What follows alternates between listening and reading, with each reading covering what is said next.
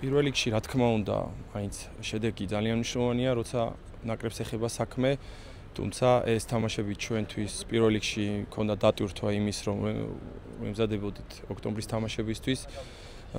რაღაცა რაც ნამუშევარი ქონდა, რაღაცეები გამოვიდა, რაღაცეები დავინახეთ, სად გვაქვს პრობლემები და გვაქვს ფაქტიურად ორი კვირა, რომ ეს პრობლემები გავასწოროთ. ძალიან მნიშვნელოვანი იყო ორივე თამაში ჩვენთვის. კარგია, რომ ნოლზე დავამთავრეთ ორივე თამაში და ძალიან მნიშვნელოვანი თამაშები გველის წინ.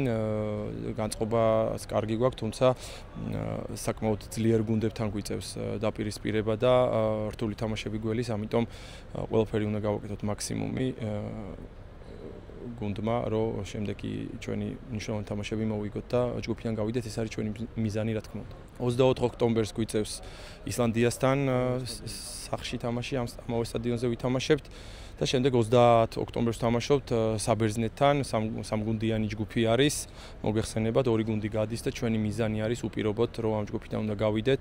ორივე საკმაოდ რთული გუნდია, საკმაოდ კარგად მუშაობენ, ჩვენ გვაქვს ამ თამაშების ვიდეოები, ანალიზს ვაკეთებ და ძალიან სერიოზულად ვემზადები და ზუსტად ამისთვის გვჭირდებოდა ეს თამაშები, რომ ეს სიტუაციები რა გვაქვს კარგი, ვის დავეყნოთ, რა პრობლემები გვაქვს, ყველაფერი დავინახოთ და ძალიან კარგი იყო ეს ორი ამხარაგური, რომ ვითამაშეთ. მადლობა მინდა გადაუხადოთ ჩემს სტაფს, ჩემ გუნდს, ნამდვილად კარგი განწყობა და კარგი ხასიათი გავიკეთეთ ამ შესარჩევის წინ და ამიტომ პოზიტიურად შევხვდებით.